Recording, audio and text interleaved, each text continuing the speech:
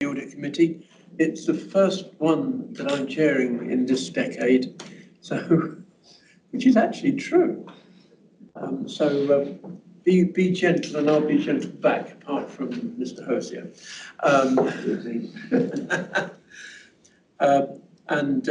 Welcome to Garrick Stevens, who I know is joining us. So thank you very much indeed for that. In terms of apologies for absence, I believe William Allen is not joining us this evening, unfortunately, and Graham Elliott is indisposed. Anybody else? Any other? No? No? Good, right. Declarations of interest, I haven't been aware of any, so does anybody have any declaration of interest? No? Right. Item 3 is minutes and actions of the last meeting, which have previously been circulated. There were no actions to be reviewed. Is everybody happy that I should sign them as a true and accurate record? I'll take the nods, the silent nods. Public participation, there is none. So we move swiftly on to item 5, the strategic risk update and quarter 4 performance for 24-25 report. So, Nigel. Good evening. So, just to highlight to the committee, I'll take it to the report as read, but there are two aspects to the report. Firstly, there is the quarter 4 update of the strategic risk register. And as you'll note from the report, there is very little movement in terms of our strategic risks for quarter 4 on 24-25. We are busy at the moment, believe it or not. I'm 16 days into quarter 2 of 5-6 of developing the quarter 1 report for 25-26, which will be presented at the next meeting. The second element of the report is a review of the strategic risk register that's been ongoing for the last 6 months. Following the revision of the corporate plan in 2024, it was good practice and felt needed to review our strategic risks for the organisation. After a process that has involved members from various different political parties and officers throughout the organisation at SLT, CLT, Chief Exec level, we've got a revised set of strategic risks in front of you. It will probably not surprise this committee that there is not a significant change to those strategic risks, given the nature and entity of the organisation, and the corporate plan did not significantly change the overall mission statement. There was a little bit more importance put on some aspects like climate change, but the emphasis of them was still there in some degree in the previous corporate plan. What that has meant is that one of the previous strategic risks, which is strategic risk 1, has been slightly changed, and this is where it's been expanded from cyber attack to a wider resilience plan, and that's supported with a resilience operational risk register as well, which the resilience team are overseeing and managing. Again, that's partly because when we talk about resilience for the organisation, that's that higher risk from climate change, one-off weather-related events, or cyber security. And those events, as we're seeing in the news at the moment, are becoming more and more frequent and expected more and more. So that risk has been expanded and is being more detailed in terms of operational risk. And then in addition to that, all the other risks have stayed as they were, but 2 risks have been added, which are to reflect the changing nature of the organisation and the sector as a whole. So the first one is around, get to it eventually. The 2 blue ones at the end of the main body of the report.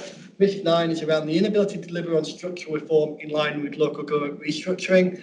As members are aware, and officers around the table, LGR, or local government restructure, kicked in at the end of last calendar year. A lot of reporting, a lot of reviews being done across Hertfordshire around what the structure will look like, and some very short time frames set by government on how we respond. So there is a significant risk to us, give us the importance of what the organisation will look like and feel like going forward, and the nature of that work. So again, that's been highlighted in the strategic risk register. I suspect that would be highlighted in a revised corporate plan if we do one in the near future. So that's again a little bit of future proofing of what may or may not happen. And then the number 10 is around the inability to prioritise or make key corporate decisions, leading to failure in terms of delivery of corporate objectives and priorities. That's linked to a couple of things. One, local government restructuring, making decision making a lot harder in terms of the timeframes and how you assess those decisions, but but also given the nature of the organisation being in no overall control, decision making requires a lot more interaction and engagement with different political offices. So again, decision making becomes a little bit harder. So those two strategic risks are reflecting where we are as an organisation politically and operationally. Nothing else to add to the report to the committee, but open to any questions that the committee may have. Questions, colleagues? Garrick? I was delighted to see the emphasis here on the cybersecurity, etc. at the beginning here. Question posed, though, in terms of the building itself, resilience. Yes. How many circuits do we have, and do they come in from different areas? Because if we lose a circuit, would we be out of business? So in terms of our cybersecurity, not my area of expertise to answer on, but that's something obviously IT can. What I can say is we have had reasonably recent cyber audits on cyber response, and we've also done various independent testing in terms of our cyber security. We've got a couple additional accreditations, I can't remember the acronyms of them, in the last 12 months, which again is showing the work that we're doing. It is a significant concern, cyber security. We have had at least 4 concerted attacks in the last 12 months that I'm aware of, and it is something that we are seeing growing and growing. So when you see the operational risk register that sits below this, cybersecurity has its own risk standing out by itself, because it is a significant risk to the council, a significant risk to most public entities at the moment, all coming from certain countries in the world in terms of trying to destabilise structures and governance from that perspective. We do a lot of work. It still remains a risk. It still remains a high risk in terms of inherent and mitigated risk levels. And it's something that we'll have to continue to do. And we'll continue to work with TIER in terms of doing audits on how we do that. Sorry, yeah, just to add to that, if I may. So we provided reasonable assurance about 18 months ago in respect of cybersecurity. We looked at the maturity assessment. We didn't cover it during the last 12 months, but it is scheduled to be reviewed, not this coming year, but the year afterwards. I should add as well, there's a fair degree of work that goes into providing that level of assurance. For example, 2 other councils during the course of the last year, unfortunately, I've had to provide no assurance in respect of cybersecurity for. So in terms of benchmarking, I'm fairly comfortable that your organisation sits fairly comfortably. And while it's undoubtedly true that you can throw endless amounts of resources at it and still not necessarily provide the level of assurance that you would ideally like, nevertheless, I think that you compare very favourably with some of the comparator organisations, certainly the ones that sit within my patch. Right.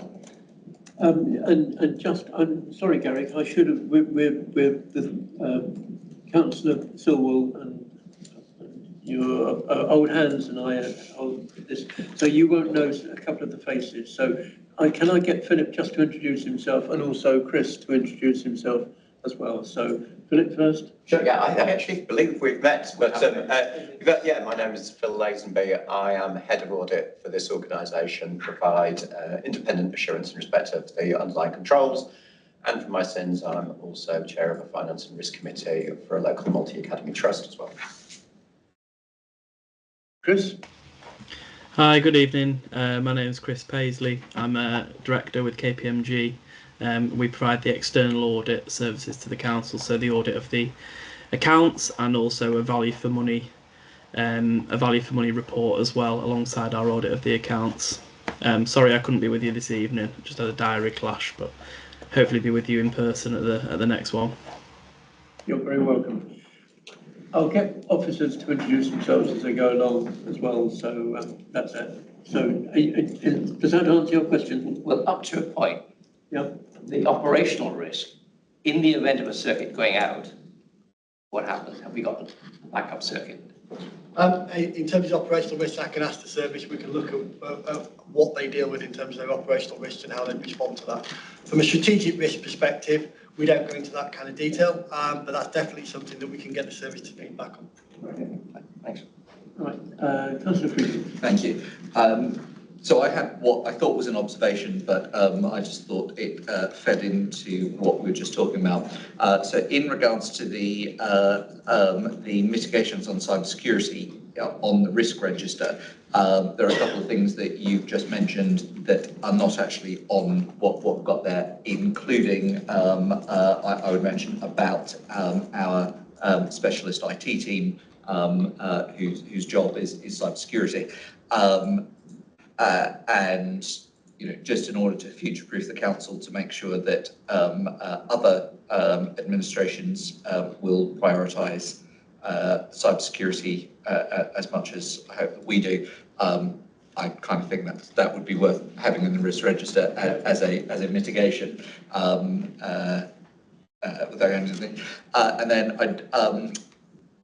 the only sort of question I actually did have on the report itself, just to get through. So skipping ahead, it's on page reference of our packs. But basically, it's on the one change that's altered, which is to do with offering effective services to residents due to our inability to retain and recruit sufficient competent and skilled resources. And obviously, we've had conversations in other committees about staffing challenges. The bit that I thought didn't quite read right on this is that when we look at the comments, we're talking about all of the good things that we're doing and the improvements that are being made, yet we've put the likelihood factor of not being able to retain people higher. So there's a slight the slight imbalance between what we're talking about and what we've tried to do as a score. So I don't know if we can go into that now or... And that's directly linked to probably there should be more narrative in there around LGR. That's why the likelihood has gone up. Okay. As an organisation now, the staff are aware that we will cease to exist in the government's current plan on April 2028. On that basis, that whole concept of having a job, an ongoing job, and being comfortable is now less so. And so the likelihood of people wanting to find alternative employment has increased, which is why that risk has increased. Despite all the other things you can see there we are doing, sometimes when you are doing a lot of activity, there is one thing that plays out that just unfortunately prevents you from making headway. I think one of the problems, and in fact, if I may, one of the words that I picked up throughout the thing was recruitment and the ability to recruit and retain.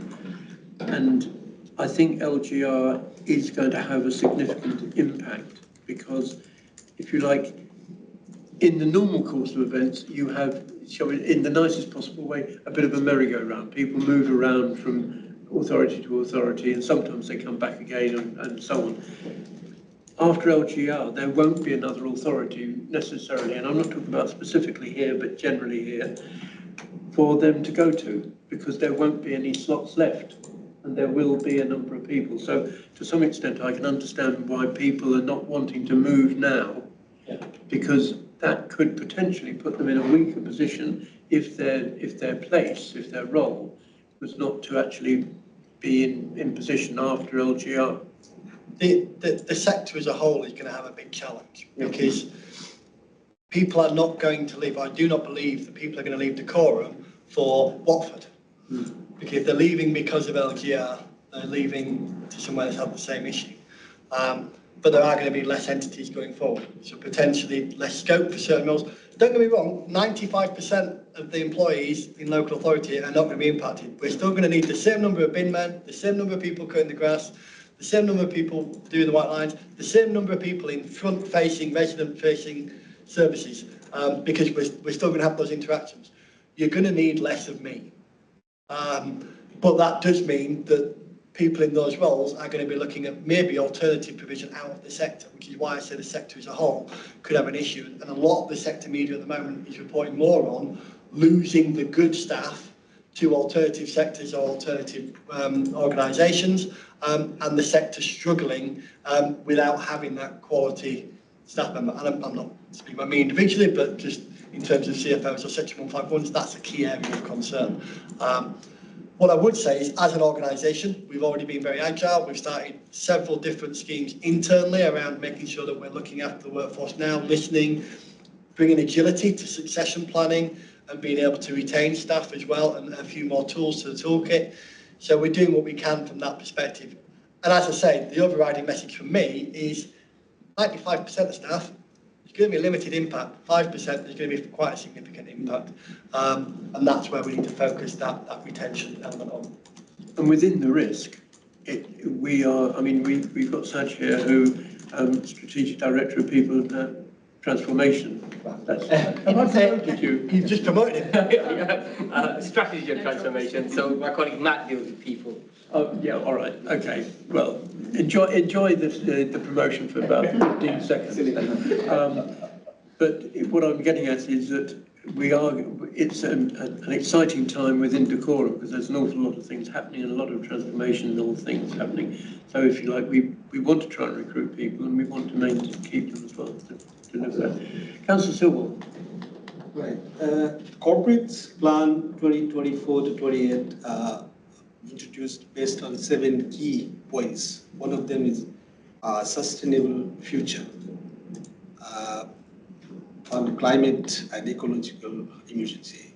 But we do not, the report says that we do not plan in or deliver action early enough to ensure achievement of the climate and ecological emergency statement. Can you? So the two aspects, kind of two different parts of different reports to a certain extent. As an organisation, we are very much focused on responding to the climate emergency and achieving a level of net zero from an operational perspective in 2030.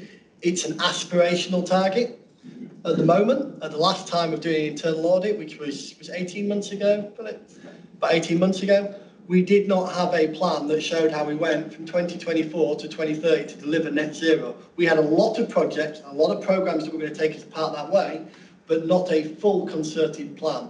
So from that perspective, when internal audit are looking at it, they're going, you've got an aim and objective, but no plan to deliver that.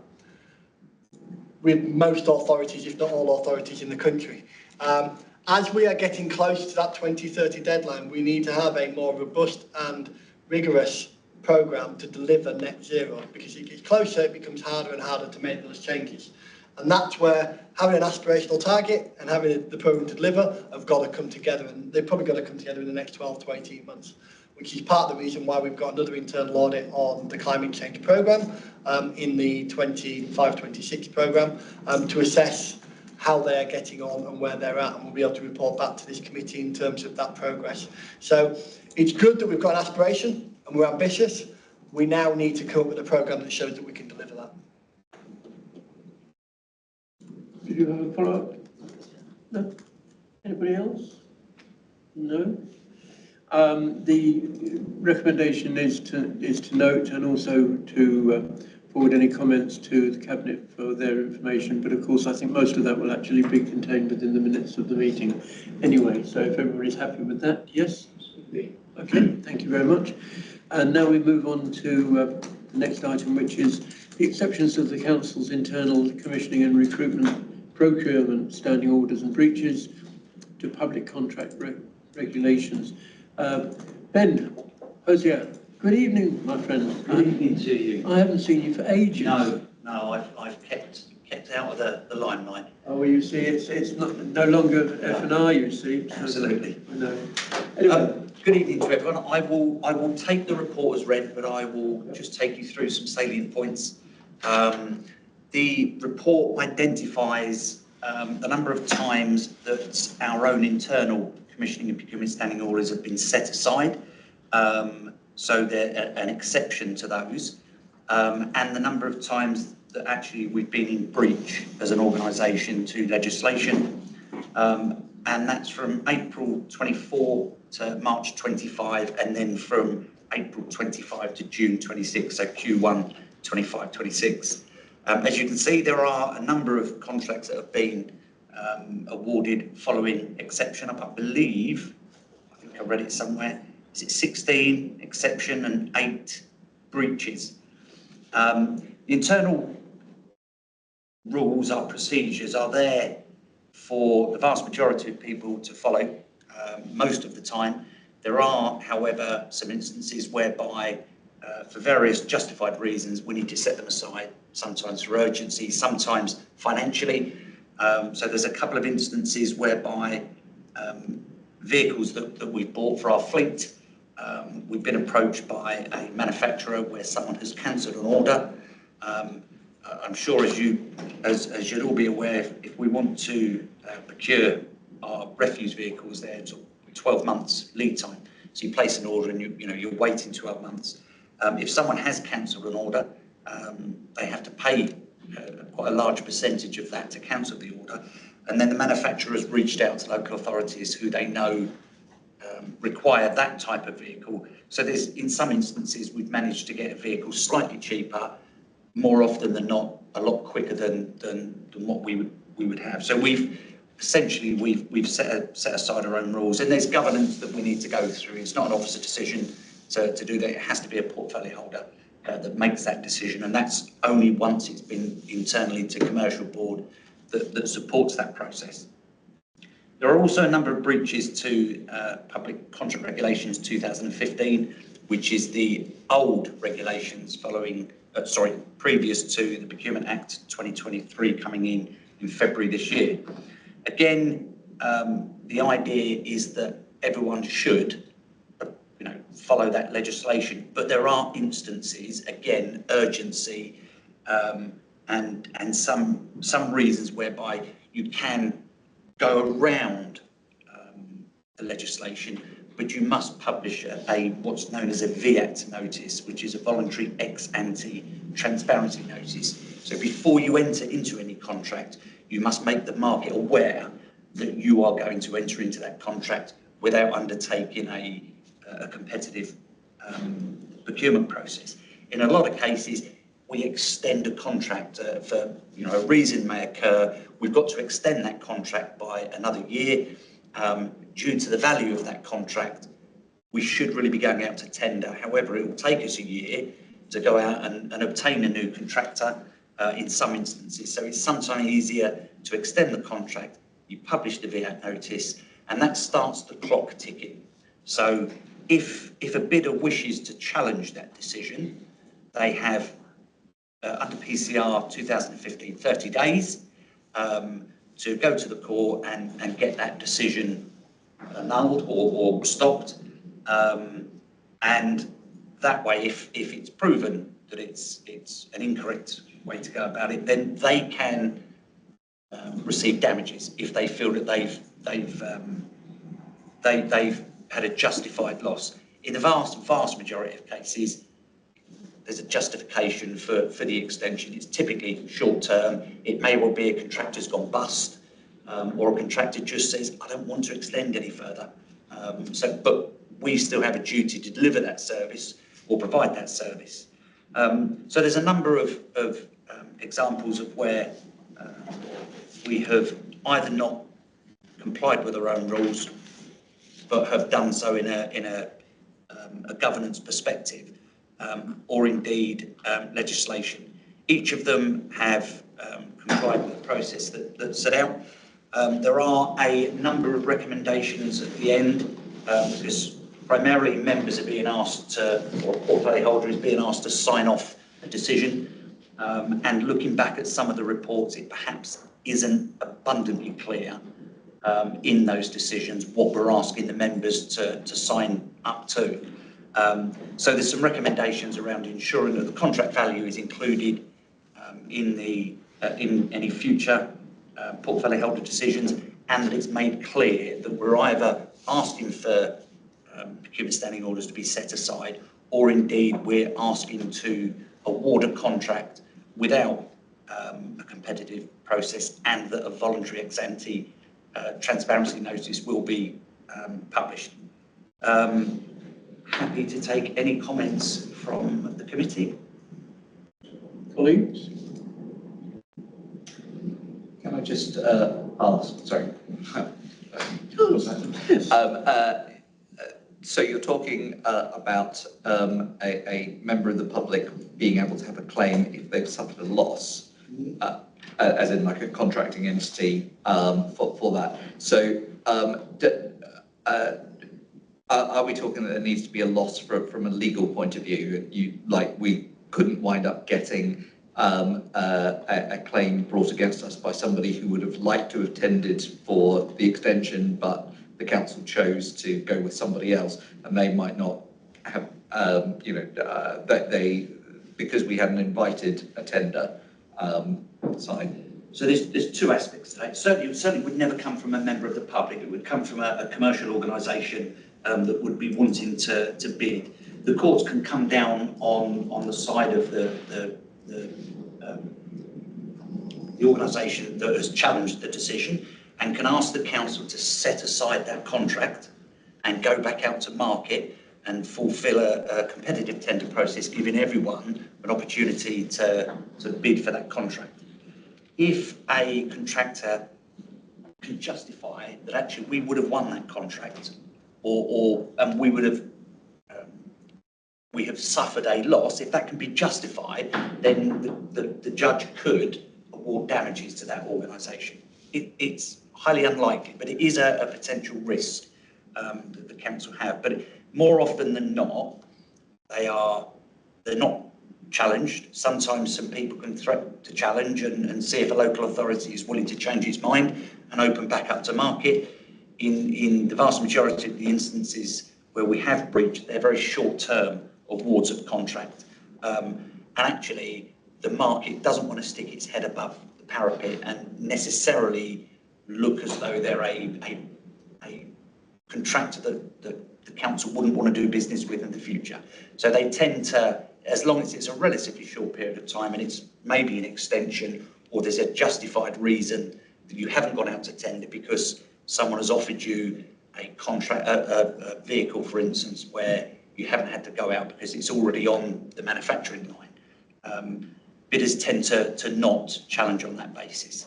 But ultimately, it is a risk. It's to act as a deterrent from public sector organisations just awarding contracts without going out to the market and being transparent and demonstrating value for money. Obviously, when you extend a contract or award a contract without going out to the market, you can look at the price they are submitting for that new contract, and you can benchmark it against the prices perhaps you were paying, but you've not got the market's opinion of what the price should be. Thank you. Okay. From my perspective, I can cope, if you like, with some exceptions because that, if you like, that's almost sort of part of the day job. I do get concerned when I see the word breach for all the reasons that you've identified, and indeed some of the numbers are quite large, or in fact one is very large, running into the millions. And you made a reference which I hadn't seen, and I'm sure I'd probably missed it, about the portfolio holder, and I was going to raise that. How carefully do any of the portfolio holders, when faced with a breach situation, how carefully do they interrogate what they're being asked to sign? It is a great question. All portfolio holder reports will have section 151 and monitoring officer comments on them. I have seen some examples of portfolio holder reports in instances like this where perhaps it could be made clearer. There is sufficient information in the portfolio holder report. So from an audit perspective, if someone read the report, they'd say, okay, I can understand. However, from a portfolio holder perspective, to protect the portfolio holders and members, I think it perhaps needs to be made somewhat clearer, and to the justification behind that. And like I say, if it only goes to a portfolio holder decision if commercial board have reviewed the justification and support the justification. And like I say, sometimes it's value for money, sometimes it can be, in one instance, one of our construction companies went to the wall. We had to go back out. So what we did was we went back to one of the bidders that actually came second in the tender process, and invited them to take over that contract. Otherwise, it would have left another 12 months for us to undertake a procurement of that magnitude to award a contract. So I think, yes, there is sufficient information in there, but I think we could go further. I think what I would also quite like to see, and I say this having been in the role of portfolio holder in more than one place, I think it's useful to have a line in there, perhaps affirming by the affirmation by the portfolio holder, something like, I have carefully reviewed this, the above, and had any questions explained or queries explained to me, and I am content to sign. And so, if you like, it's not, as long as that's legal and it doesn't put the portfolio holder in any form of danger, then I think that adds an added line that demonstrates that we are not doing things on the fly, if you like.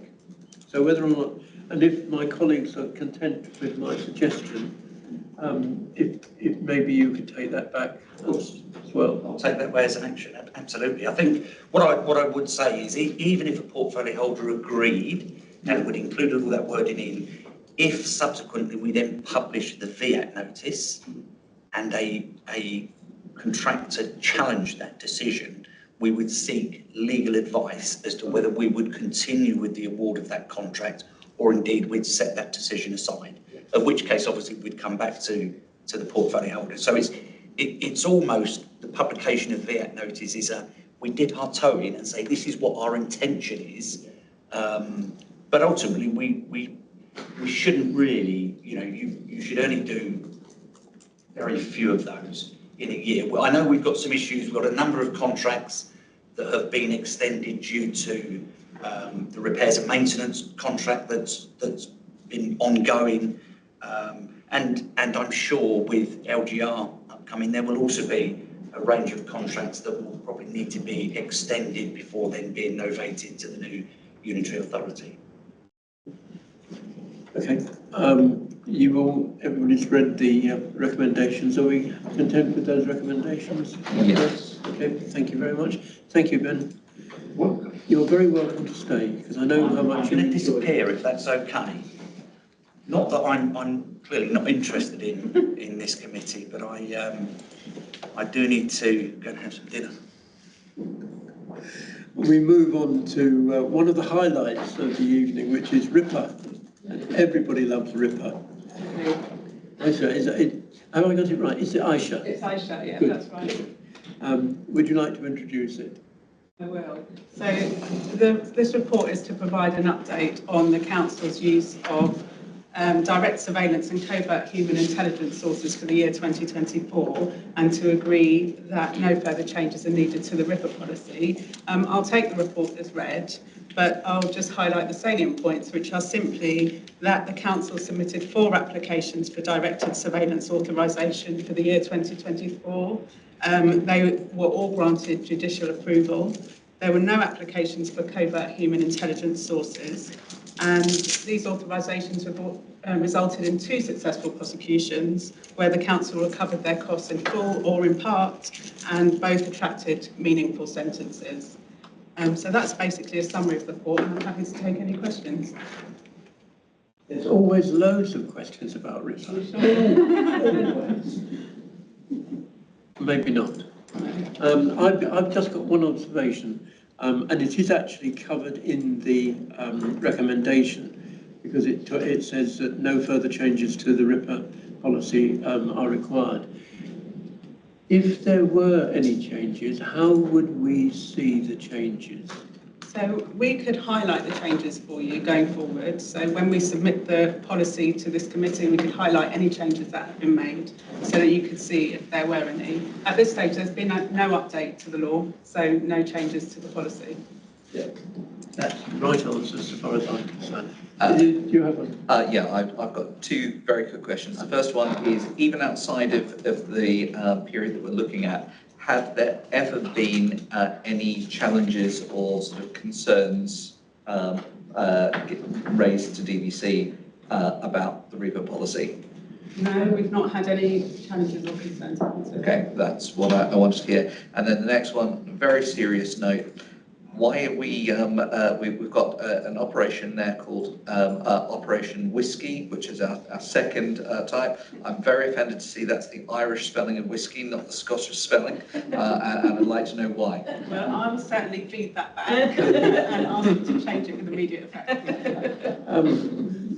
Rather than changing it, because we will have all manner of people, could we, as a further recommendation, could we note that the next surveillance one will actually be the Scottish? This is being recorded. Just for clarity, there's 4 surveillances which I have to say, now I see this, I'm delighted where they are, because I had involvement in that area, so I'm delighted about that. There's 4 of them, but there's only 2 notifications of any fines. Is that because they haven't come to court, or? So there are 4 authorisations, which that means that we can have the cameras at that location and continue recording. And as a result of that, there have been 2 prosecutions. So the prosecutions are separate to the authorisations. Right. That makes sense. Okay. So the recommendation is to note, and it is noted. So, Local Government and Social Care Ombudsman Annual Report Update. Thank you, Chair. It's a strategic development. So every year, the Local Government and Social Care Ombudsman publish a summary of the complaints that have been escalated to the Ombudsman. So I will hand over to Tracy Lancashire, Customer Service Manager, who manages the complaints team, to take you through the salient points of the reports. Thank you, Saj. Yeah, I mean, the report sort of gives detailed information, but just to summarise, the annual report is Local Government Social Care Ombudsman, not Housing Ombudsman, so that'll be a separate later report. And the number of complaints investigated remains exactly the same, believe it or not, as the previous year. And that is despite them publishing that they've had a 16% increase nationally of cases. Ours doesn't seem to have been impacted by that, so that's good. Of the 3 that they investigated, there were 2 that they upheld, which again is exactly the same as the previous year, oddly. With regards to the work that we've done to ensure that we keep the number of cases low that go to the Ombudsman, we have done a quite a big piece of work with regards to improving the customer's journey, improving the complaints process. We are obliged to do our policy in line with the Ombudsman Code, the Housing Ombudsman Code. The Housing Ombudsman and Local Government Ombudsman work together to work to the same code, which is quite handy. And we also, in December 22, launched our new policy, which sees that we align with the code, and that's reviewed annually, so it's actually due another review, and we have to submit every year compliance to the code. We also launched a digital platform in May, not June, of this year, and that allows us to really, it will be for customers on the My Decorum to track their complaints, so they can see where the complaint is, who it's with, how many days, etc. More transparency. There's templates that staff use, so there's a consistent approach across the organisation. And obviously, you know, the work that the colleagues are doing is showing through in terms of the very, very small volume of cases that end up at the Ombudsman in Local Government Ombudsman's case. Thank you, and it's nice to see you again. I haven't seen you for years. Still here? So am I. Any questions, folks? Yes. I'll just throw in, apologies if I sound cynical in this one. It's just an observation that I got from the report and also from what you were just saying. I don't want to take anything away from the improvements that we're making on the service and helping the customer journey. I'm just conscious that the 2 complaints that were upheld, the problem in that was that the original sort of settlement offered by the council was unsatisfactory. So essentially, as well as having a good system that's going through, you need to we need to have something in the process. I'm sure there already is. It isn't coming through in the comments of one of the officer's peers or a supervisor sort of being able to look over that sort of says, right, okay, we've got all the records on this, but if I've sort of said to Mrs. Smith, no, you're going to have 200 quid and that's it. It doesn't matter how good our system is if there's not going to be somebody else that goes, yeah, actually, I think we're going to have to offer them a bit more. So I know that it's only 2 cases. It just happens to be that they're the 2 ones that are out there, and that seemed to be the problem. It's that we accepted we did something wrong, we knew what we were doing, but we made too low an offer for them to be satisfied. So I do think that there is a use of that system that officers need to take as well, which I'm sure you've already covered, but I just didn't think it came out in the report. Yeah, I mean, there is, as part of that, an introduction of a compensation guidance and policy as well. So bear in mind, this is a year old, so some of it we're playing catch up with. So yes, certainly, and for any ombudsman complaint that is raised, we'll take that and learn and use that information, be it actually these ones we didn't offer as much and maybe we should review that. So hopefully we're continually learning from the stuff that comes through, albeit 2 cases, to make sure that next time, Just to add in terms of compensation, sometimes it's quite difficult because it's a subjective area. Housing have very clear guidance because it's about loss of space, etc. Non-housing ones can be quite subjective. Our 2-stage complaints process does allow for effectively a peer to look over the stage 1 and whether the right decision has been made.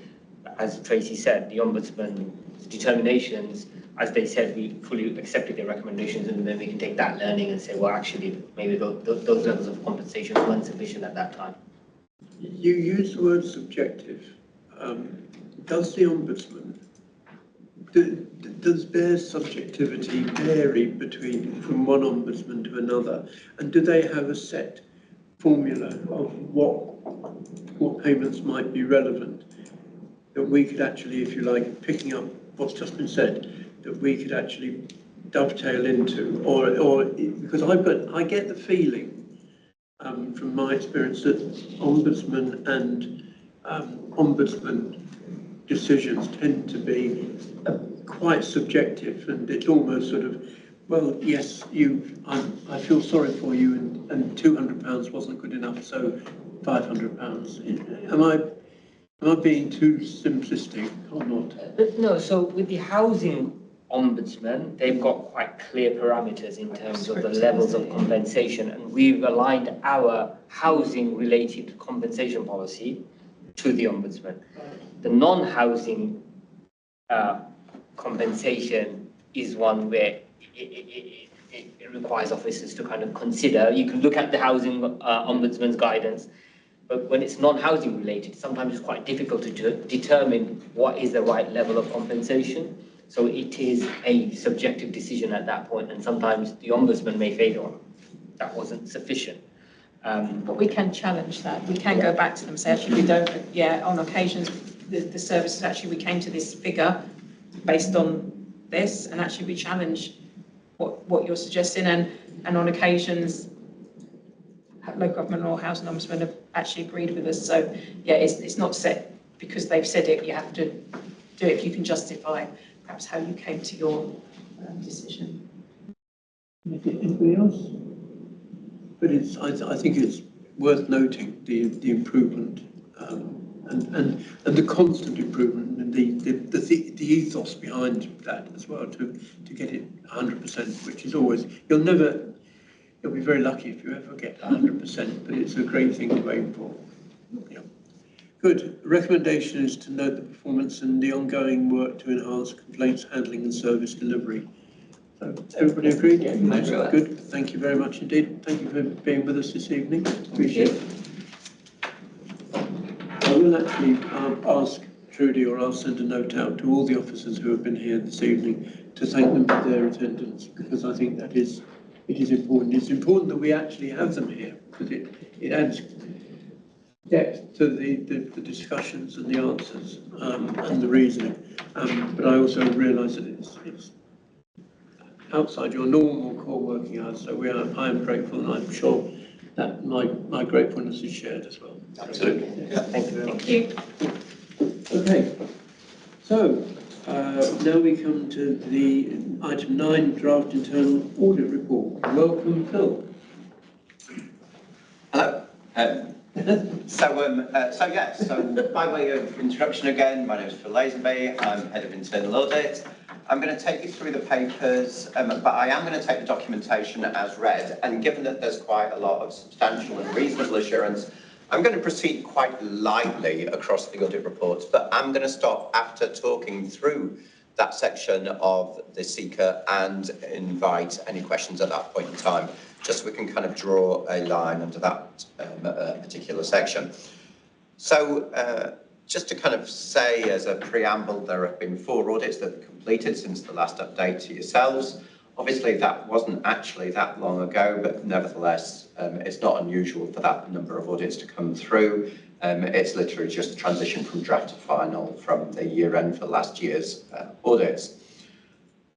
In terms of the audits that are being presented, you've got tenancy management and enforcement, you've got the assurance review of project management, medium-term financial strategy, which I don't propose to talk through in any detail at all because it's a substantial assurance and a clean output, except to say that in respect of that, I think last year was a relatively straightforward year. I think this year is going to be much more challenging in terms of the needs for the organisation to make cuts in respect of overall operating expenditure, make sure that efficiency and effectiveness is obtained, and look to drive forward cost improvements generally, as well as whatever streams of commercial income can no doubt be obtained. So that's all I propose to say in respect of that, and I cover that one off because I think that's the most easy and straightforward one. However, in respect of tenancy management and tenancy generally, the recommendations are largely procedure policy. There was some compliance stuff that was noted, and if I go back to my original training, where you've got a failure rate of about 10%, you generally consider that the control wasn't effective. There's literally no point in it being there. So anything that we look at where we observe a failure rate of 10%, which is the areas that I've talked about here, effectively those controls are not effectively working. But management's responses are quite reasonable. I believe that they should be effective, and indeed, as part of our follow-up processes, we will determine whether that is the case. Given it's priority 3, I'm not too worried about the underlying controls, and it's not to say that there was no mitigation in place at all. Also worth just highlighting, particularly for yourself, so we report by exception, so we're only reporting the things that go wrong. So if you're wondering, well, you've raised these recommendations in respect of this testing and you have not said anything positive, why on earth are you giving reasonable assurance? It's because we do, swathes of testing we do not report on. If I go back in time, we used to produce reports that were 50 pages long, listing all the testing that we undertook. Everyone went to sleep when I was reporting it, and we've moved away from that, largely because of direction by a professional body, not generally considered to be a good use of anybody's time, either in terms of us preparing the documentation that nobody reads or nobody reading it later. And I'll stop having talked briefly through those audit reports and ask if there's any questions, but I do want to kind of come back, so just as a heads up, so please don't move on to the next paper. Right, questions, comments? No questions? Nigel, I said Claire gets the pat on the back for the 2 substantial assurances with no recommendations. Yes. One of them had none. And we welcome Claire Dempsey as well. So I didn't introduce you at the beginning, so apologies.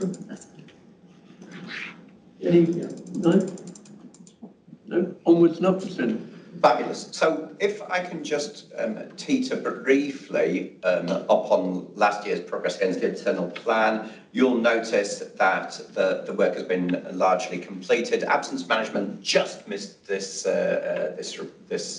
committee. Unfortunately, it was produced, I think, last week.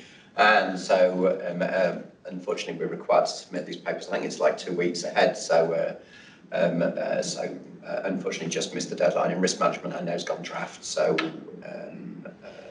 not concerned about either of those reports, and actually the outputs of them are quite positive. In respect of next financial year, just to assuage your concerns that there's not been any progress in respect of that, there actually has been. On page 98 of the pack in front of me, you'll see that there are 5 that are listed as being underway, with 4 of those having exit meetings already scheduled. The one that I probably would highlight to you most of all in respect of those particular audits is the contract management and governance. That has effectively been co-opted into being a review of the EY report for housing contracts, if anyone recalls that particular piece of work. It was quite a substantial piece of work, and it is important that those recommendations are implemented and effective, and we're required to provide objective assurance that that's been the case. And just to say that 2 other topics have actually commenced since that, since this was pulled together as well. So unfortunately, this all means that next audit committee you'll probably get 9 or 10 audit papers to talk through. So sorry about that in advance. Bring your sleeping bags. If I move on from there to Appendix C, the update on recommendations, you'll notice there are a number of recommendations. Now, though these haven't got updates from management against them, it's worth highlighting that the first 3 of them will be followed up as part of a specific piece of work that we're undertaking in respect of CEE, a topic that yourself, Councillor Stillwell, were talking around earlier. And that will be a substantial piece of work, and is one of the interesting topics that I'm really looking forward to presenting back to this committee. And the following 3 are being swept up in respect of the EY piece of work that I was alluding to earlier. So all 6 of those recommendations will get very in-depth summaries of where we are against those recommendations. That will be specifically highlighted in the report and swept up at that juncture. So actually, it's a really good position for the organisation in respect to follow up in that all the topics that we were expecting to get responses from, we've got responses, and indeed they are all implemented. Just moving on from there to Appendix E of this report, you'll notice... Oh, please do. Just to pick up one thing, and for Claire's benefit as well, looking at page 99, the 23-24 climate change, the due date was showing as 24th of December 24, revised date June 25. I get what you're saying about these, but the first line of that, it says, we are aiming to publish our emissions report in summer 2024, which will set out, etc. And I read that, and it makes me, it flags something up. Is it accurate? And the fact that it says summer 2024. Now, what I would have preferred to have seen was a straightforward, we had aimed to present it in summer 2024, but we weren't able to, or whatever. Because when as I say, looking at what to me might be an error, makes me question whether there are any other errors that I haven't seen in those responses. So that report took a very long time from going draft through to final sign-off in respect of it being produced. It took nearly 11 months to go from draft through to final, and I brought that up specifically when the report came here for final, saying that the responses that had been provided were already out of date, that I very much doubted the ability of management in respect of the dates that had been provided, in terms of either the original commentary and narrative or the revised dates, and also the revised dates that they then subsequently provided.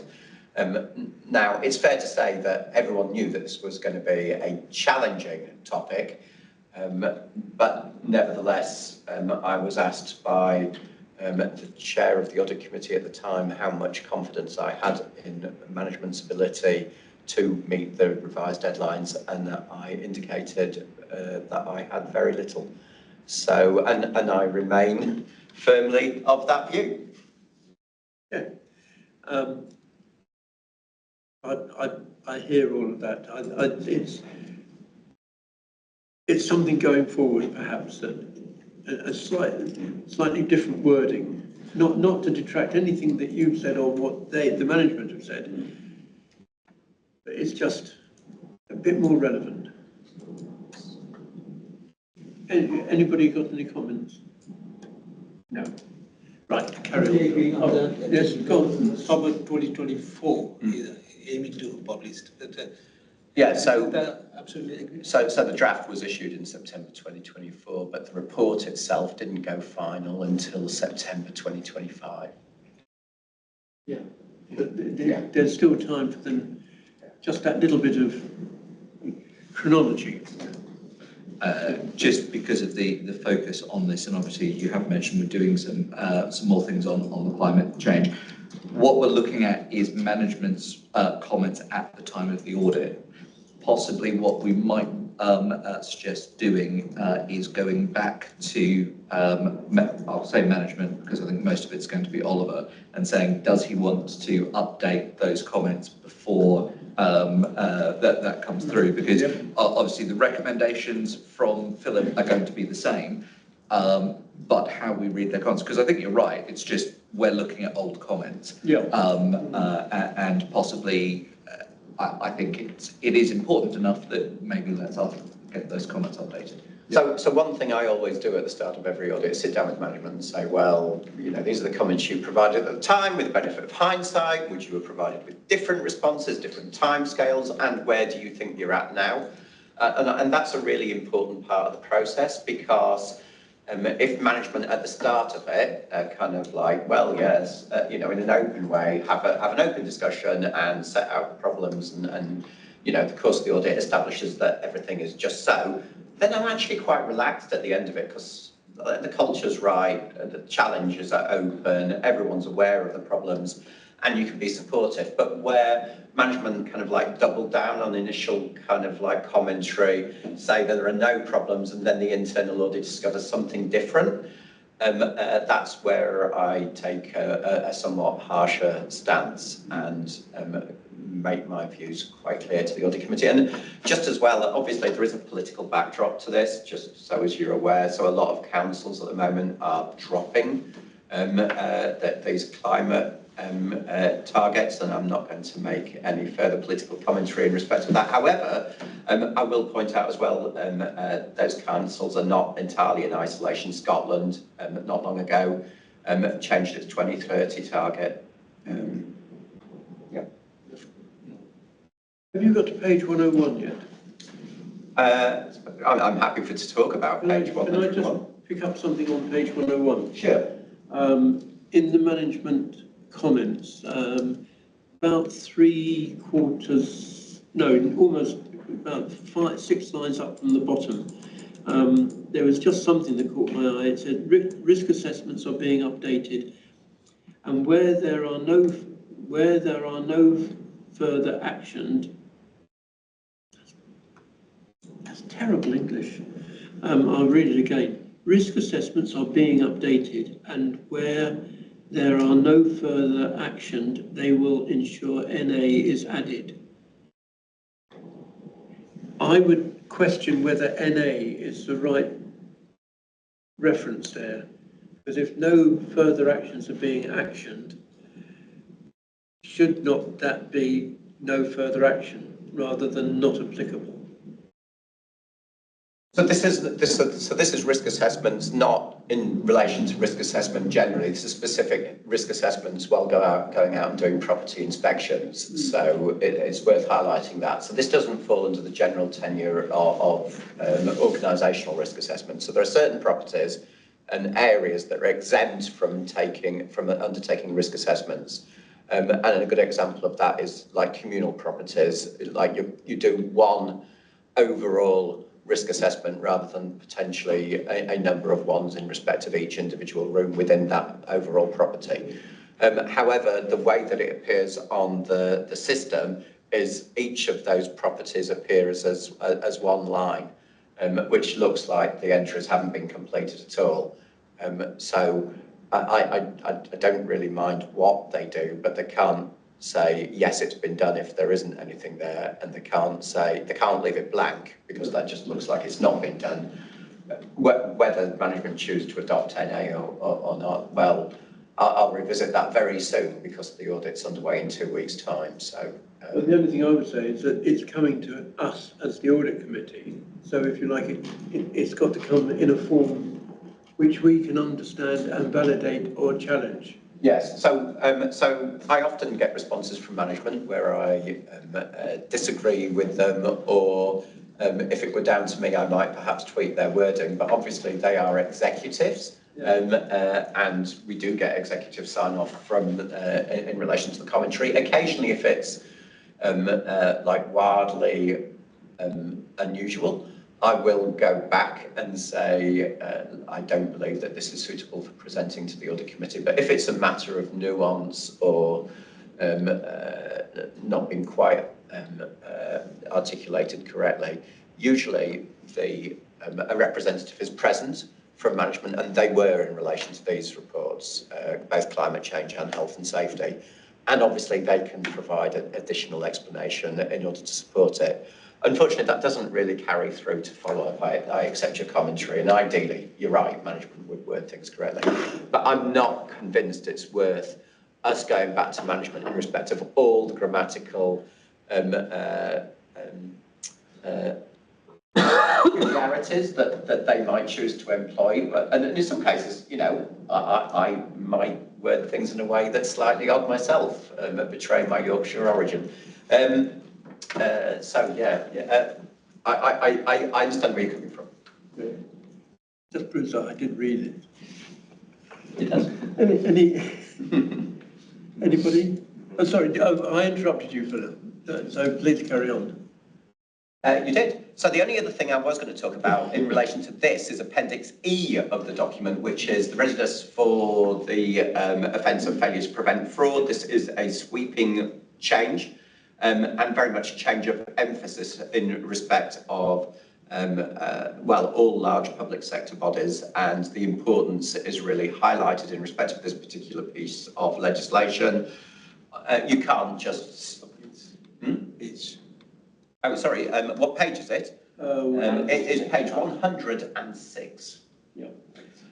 So it's really important that organisations proactively set up systems and processes and receive assurance in respect of the prevention of fraud. I've had a conversation with Nigel in respect of this already. I do think there's a need to perhaps refresh the reporting of assurance in respect of fraud to this committee, just to give you a sense of assurance that there are proactive controls in place. Obviously, we talked a little bit about RIPA earlier, but that's not the full extent of fraud that you need to be concerned about. And it might be that you receive some kind of benchmarking or information about the nature of the types of frauds that councils are exposed to. Typically, you won't be surprised to hear that contracts and projects like high on the list, timesheets quite high on the list as well. But there have been very high profile council dealings earlier, one or two of which we alluded to in the pre-meet, and this, you know, there's a reason why this kind of legislation's come in, and I would suggest to you that a large part of the impetus of the consensus that was achieved in respect of the importance of this kind of requirement was largely in relation to a large number of issues that have come to light recently. Yeah. Comments? Just going to throw a little comment on that. Yeah. Sorry, I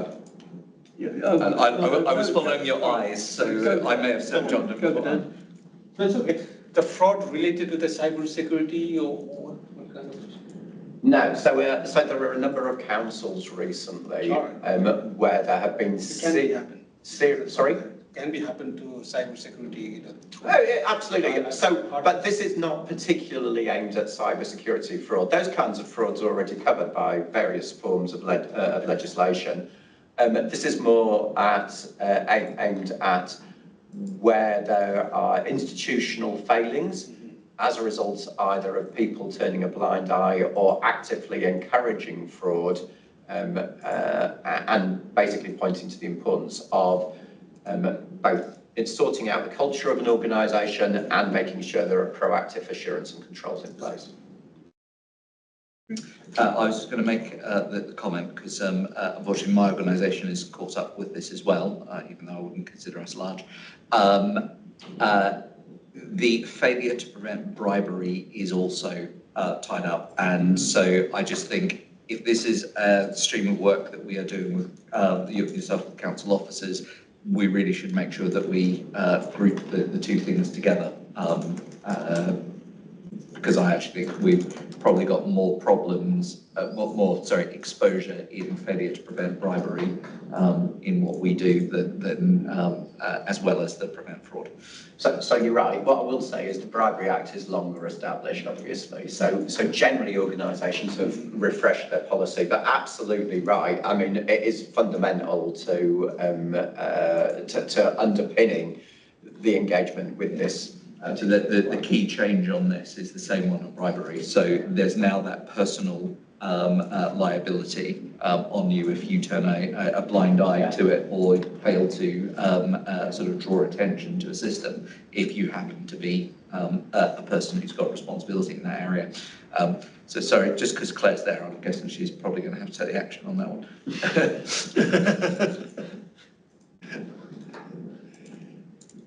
So I just thought it was worth highlighting that because it's a really big development, and it's definitely something that yourselves should be aware of, and occasionally speaking to either Claire or Nigel in relation to, particularly with the global internal audit standards, kind of like hand in hand, talking about the importance of taking a risk-based approach to the internal audit plan.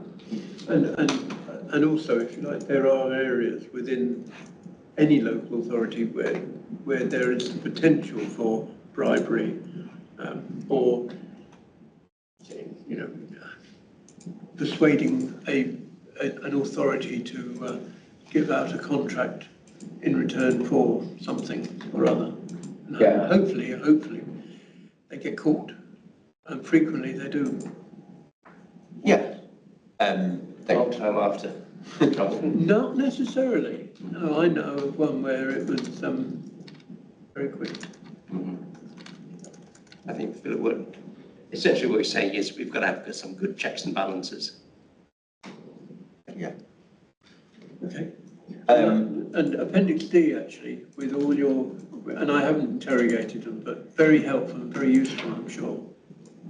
Very much. So just moving on from that to the next paper, if I may, the Head of Internal Audit Opinion. I presented this in draft form previously. I don't propose talking through it in any kind of detail here. If anyone's got any questions, happy to answer them. Obviously, one of the things I would highlight is a number of the topics were changed during the course of the year. And amongst those were the Neighbourhood Operations Assurance and the HTIP, which is why they are not listed as having a overall opinion or assurance type against them. Both those audits, the days were subsumed within other topics. And I've talked a little bit about what some of those are. I would say that this organisation shifts its plan fairly freely compared to some of the other organisations I provide services to. I don't see that as a bad thing, really. I see that as you yourselves being quite agile and moving things to where you perceive there to be a risk. Where I perceive that the audit is being moved away from something that I believe should be audited, I have and will always comment in relation to it. So, for example, earlier on in the year, I did highlight that I would quite like to do an HTIP audit, and I would still remain of that view, as I'm sure Claire is aware. However, it was rejected at the time by the Audit Committee, and I'll live with that. But we'll raise it again at the end of this year. You are going to raise it again? Yeah, obviously, yes. Never one to be dissuaded. So overall, a reasonable level of assurance has been provided. I think that's a good level of assurance. Again, there are councils that I provide services to and that many other organisations provide services to that are much more challenged than this one.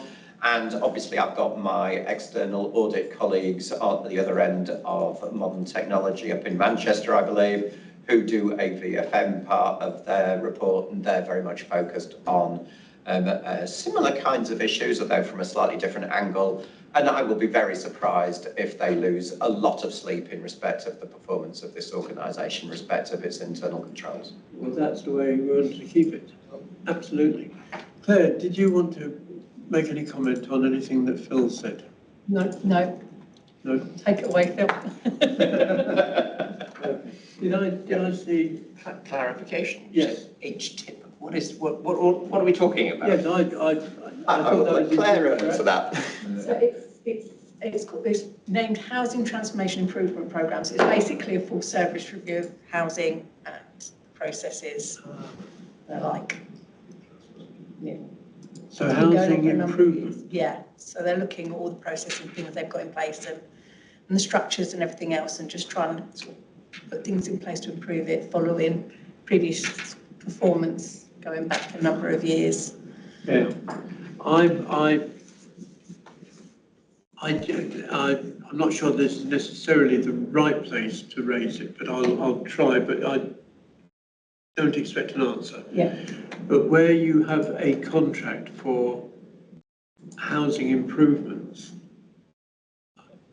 it may be that there are occasions where something which has been installed very recently, 6 months ago, but not part of HTIP, will then be thrown away because it's not part of HTIP, and HTIP says you are going to do A, B, C, D, and E. It's more about the service and the operations in terms of the staffing and their processes in that way, rather than specific assets and works. Okay. So It'd possibly be more like around the process of getting to the works and making sure we're recording it and dealing with complaints, things like that. It's them enhancements from the internal controls. so it might be something to think about it within the housing committee. Yeah. Okay. Fine. Anybody? No? Done? I am done. You're done. Oh, were you, everybody happy with recommendations? Yeah. Yep. So to be having to look them all back again. Right, onward and upward. Well, upward to Manchester then. Chris, are you actually in Manchester? Yes, that's right. Yeah. I'm actually live quite near to the airport, so apologies if you hear any planes going over. It's quite muggy, so I've got the window open. So if you hear any planes going overhead, rest assured I'm not jetting off anywhere exciting. The report that you've got, hopefully you can hear me, but do speak up, do shout up if you can't hear me. The report should look quite familiar to those that have been on the committee for some time. For those that haven't, this report sets out how we plan to conduct the audit in essence, and how we plan to discharge the two responsibilities that we have as the local auditor, to use the parlance of the relevant legislation, and those are firstly to provide an opinion on the accounts, the financial statements, that they present a true and fair view of the financial outcomes, activities, position of the entity for the year in question. So what we do is we design a set of procedures to test those accounts, test those numbers, in order to assess, in order to have confidence that we can give reasonable assurance that those numbers are free of material misstatement, and material is an important aspect of that, and an important concept. Our other responsibility, as Philip alluded to, is around providing a public commentary on arrangements to provide value for money. The focus of that is not on do each individual service that's provided to council taxpayers, does it provide good value for money? It's about is the council set up to achieve economy, efficiency and effectiveness in its use of resources, and that covers 3 different domains which are set out in the paper, but they are very much directed to us by the guidance that's issued by the National Audit Office, who have under the Audit Code of Practice have responsibility for issuing the guidance that governs how we approach that work. All of that is set out in the paper in the respective sections, but I just wanted to sort of set the scene. As others have, I will take the paper as read largely, and just focus on a few salient points. So if I start with page 3 of our report, which is page 119 of your pack, I mentioned earlier around the responsibility we have to ensure that we can give reasonable assurance to users of the accounts that the accounts are free of material misstatement. So material in this context is set out on page 3. So what we do is we have benchmarks helpfully that we use. So typically we would expect between 1 and 3% of total expenditure, total council expenditure. We would expect our materiality figure to sit within that banding.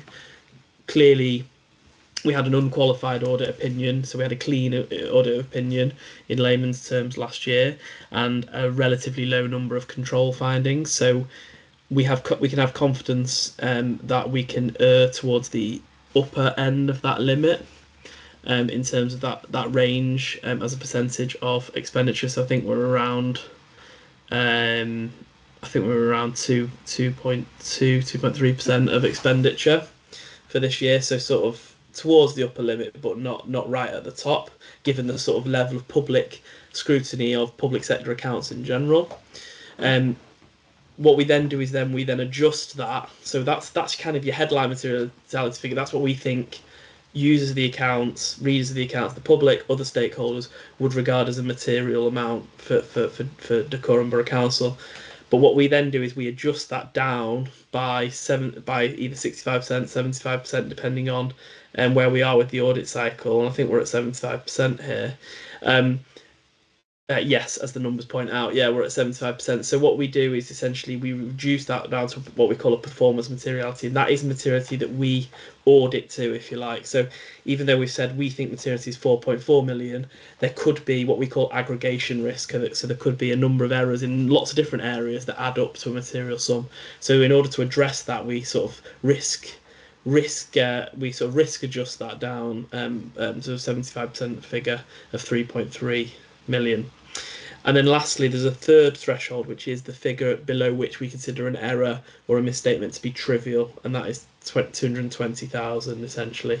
That is the figure above which we would report any issues to the audit committee, because we consider them to be not trivial. So below that is trivial essentially, and we would kind of provided that it didn't indicate a number of errors of that magnitude, we would disregard errors of below that magnitude.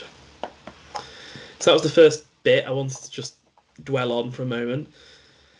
The second bit that I wanted to dwell on was the significant audit risks for the year that we have assessed through our planning and risk assessment work. So if you go to page 6, it's the section beginning on page 6 or page 122 of the pack, which sets out what we consider to be the key significant risks. And the risks in this context means those areas that we think have a higher possibility, a significant possibility of a material misstatement occurring. And as you'll see, there's a theme running through all of them, which is estimation uncertainty. So each of them in their own way have some estimation uncertainty, with the exception of management override or controls, which I'll talk about. So the first one is valuation of land and buildings. Public sector accounts, Treasury in their wisdom require that the land and buildings assets, all land and buildings assets of public bodies are held on a revaluation basis, and you'll be familiar with that concept. Because of that, and because of the high balance associated with those assets versus our materiality, we consider that there is a significant risk of material misstatement. In other words, a small percentage error could result in a material difference on that valuation at year end in respect of the land and buildings assets. On a very similar note, risk 2, which is on page 7 of our paper, is around valuation of investment property. So Dacorum Borough Council has a relatively substantial investment property portfolio. they are valued on a different basis. They're valued annually, so there is no kind of cyclical valuation process whereby all assets are valued over a 5-year period. For investment properties, they are kept up to date each year end. Because they again are subject to significant estimation uncertainty on the part of the council's valuers, which is Wilkes, Head and Eve. We consider that to also pose a significant risk of material misstatement. Thirdly is around valuation of what we call post-retirement benefit obligations, in other words, the LGPS pension liability. Again, very significant number, lots of estimation uncertainty, lots of assumptions built into that. So we have to, it's incumbent on us to ensure that those assumptions are reasonable. And like with the valuation of land and buildings, that there is that degree of estimation uncertainty can drive a risk of material misstatement. Lastly, you have management override of controls, which is sort of stands out as on its own in a number of ways. That is a mandatory risk that pretty much every single audit plan, certainly that applies international auditing standards, you would expect to see as a significant risk, because management is, by dint of the fact that they prepare the accounts, management has a unique position in terms of being able to manipulate the accounts and override controls that are in place to prevent manipulation of those accounts. So we would recognise that risk on pretty much every single audit. What I would point out is that third bullet point on the left, which is that there aren't any specific additional factors that elevate that risk for us. It's just simply that we would not rebut that assumed risk that auditing standards require us to recognise.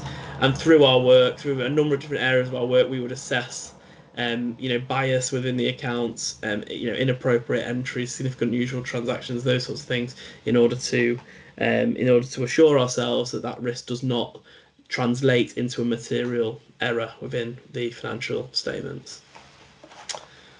I'm nearly done, I promise. So the third thing is just around the value for money, which we have put a couple of slides in on pages 17 and 18 of our report, just simply to explain the process and how it works in terms of value for money. So at the next meeting in September, we plan to bring our risk assessment commentary, which will form the basis of the public-facing report, annual auditor's report that we have to issue, summarising those VFM arrangements that I referred to earlier. But those pages just set out the process that we follow for that. And lastly, I always want to, whenever I'm presenting an audit plan, I always want to point out our independence approach. So page 24 of our report, or 140 of the pack, sets out our consideration of our independence as the external auditors of the organisation. We've assessed the non-audit work that we do, namely 2 specific pieces of certification work, which are permissible within the relevant independent standards, and we consider do not pose a risk to our independence as the auditors of the council. And so I'm happy to confirm that at this planning stage, I'm satisfied that we are independent of the council in all respects. Happy to take any questions. Okay, so I'm sure you've got lots of questions. I have just one quick questions. 122 page. So 122. Yeah. Valuation of land and buildings. That was 31st of March 2024. Our council held land and buildings 145.8 million, and dwellings is a 1.19. What is the situation of today? Like, this is 1 year ago, so within the 1 year, any changes? There will have been movement. So because it's been valued every year, I haven't got the number off the top of my head. It's published in our draft statement of accounts. So I can look that up and find it for you, but I haven't got the number off my top of my head. But I know there has been some movement because valuations have changed, house prices have changed, land values have changed. what I would say on the valuation of landlords, although we care a lot about it because it's a very material number, in terms of actually real world impact on the authority, those movements do not affect the funding basis of the council. They don't affect the funds available in terms of the general fund. It doesn't affect what council taxpayers.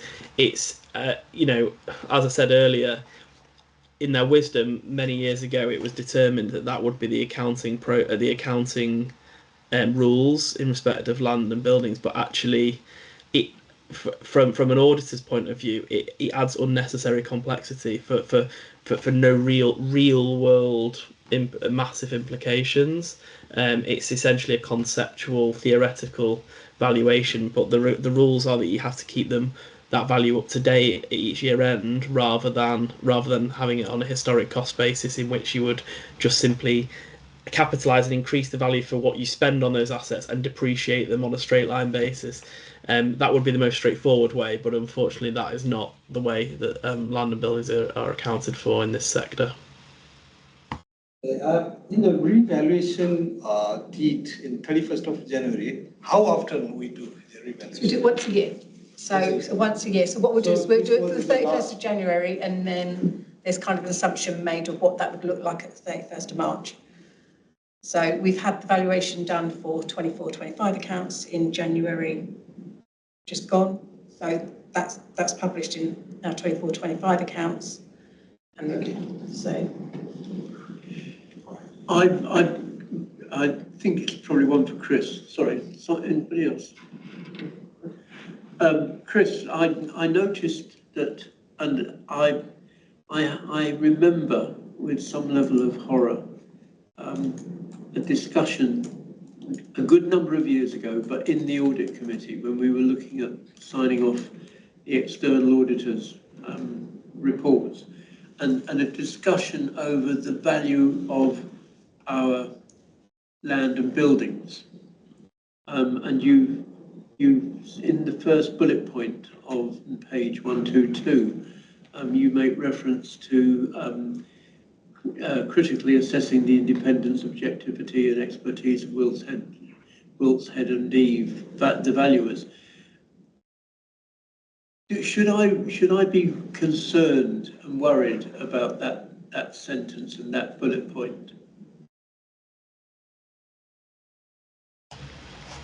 Are you wondering whether that implies that there is an issue to be found? I'm wondering whether you think that there's an issue to be found. Right. Okay. No, that's simply a case of, so whenever an audited entity uses a third party expert to provide any valuation or any number that appears in the accounts, if it's significant enough and material enough that we consider it a significant risk area, we would always, one of the first things we do as part of our planning and risk assessment is to evaluate that firm and whether they have appropriate competence. So that sentence would appear regardless of who your valuer was, because it's, as you can imagine, it's given that it's such a significant figure, such a significant balance within the account, and largely, there are very few councils with the level of in-house expertise to be able to, while they will challenge the valuation, to actually independently ascertain that is an appropriate valuation. There is a high degree of reliance on those third-party experts, and therefore it's incumbent on us, and this is again an auditing standards point, very, very important point, that we are satisfied that they have the appropriate competence, experience, and also independence and objectivity as well of the entity, in order to set a reliable foundation for providing an appropriate valuation. So yeah, I wouldn't want you to interpret that as anything other than a normal part of the process for auditing this balance. Okay. I have to be careful here not to stray into what would be a part 2 item. Have we used Wilts Head and Eve previously? yes, we've used them for a number of years, yeah. I was just going to say that in the 2024 audit, we basically had the same, what Chris is talking about there, and checking the independence and expertise of evaluation going directly to Herts County Council when they were trying to evaluate the pension scheme. Yeah. So in the same way, it's not a concern that there's some that they're doing something wrong. It's the value is so large that they're just saying, right, if we were doing the same thing, what would we look at it? Yeah, yeah, good. Any other questions, comments? No? Chris, thank you very much indeed. And we'll see you in September. Thank you. Look forward to seeing you in person. Thanks a lot. Cheers, Doug.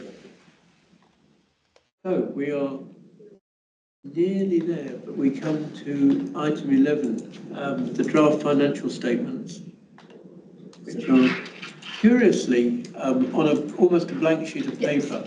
I'm not quite sure. So this is just a very brief update, just to sort of let you all know that the accounts were, draft accounts were published on the 12th of June, with the deadline of the 30th of June. So, and we're working already with KPMG in terms of auditing them, reviewing the numbers, provide them all the data they need behind it. So good. And just before Chris does disappear, and a question to both of you, are you happy and confident that we are going to be able to complete the accounts and audit cycle in the appropriate time? yes. Chris? Yeah. Yes, absolutely. The sort of mandatory statutory deadline is very generous this year, but I would hope to exceed it, or not exceed. What's the right word? You know what I mean. Comply with that with significant headroom. Yeah. So we're working towards being done by the end of September is the plan. Obviously, there, you can't foresee if there may be a couple of bumps along the road, but I think the deadline is the end of February next year. But we would hope certainly to be done and dusted pre-Christmas, but ideally by the end of September is the plan. That's what we're working towards. Well, certainly, I think previously we've got ourselves in a very good position in terms of timeline. So that's something that I'm very keen that we should continue. Do our best. I'm sure you will. Anything else? No? Could I? Yes. Could I just mention that having read the draft report, because I've got it on my machine now, and I have gone through all the pages, I recommend that we share the narrative with all the councillors to make sure they read it, because it's very informative. And if you come to the council new, as it were, you learn an awful lot from what you put in here. Yep. Oh, please, someone's read it. What did you think of the article on page 79? Excuse me. 79. Thank you. I'll have to go and refer to that. Do you think, I take your point, Garrick, would it be premature to share it or share part of it with all the councillors? No, we can send out something just to let everybody know that it's there and recommend they read it. Yeah, are happy with that? Yes. I mean, the more we engage councillors and the more we let councillors know what's happening and how the organisation is being run, especially those who may not be in the front line, shall we say, I think that's really important, because they'll be able to ask questions going forward in the individual committees, and that adds to the questioning and the interrogation of what we're doing here and what Phil does as well. So, yeah. No, I'll take that away. Yeah. Good. Otherwise, I think we're done. So, thank you all very much indeed. And, Thank you. Thank you, Claire. No problem. Thank you, Trudy. No problem. Thank you, Chris. Thank you, Chris. Thank you, Phil. Thank you, everybody. Thank you. Thanks. And meeting closed.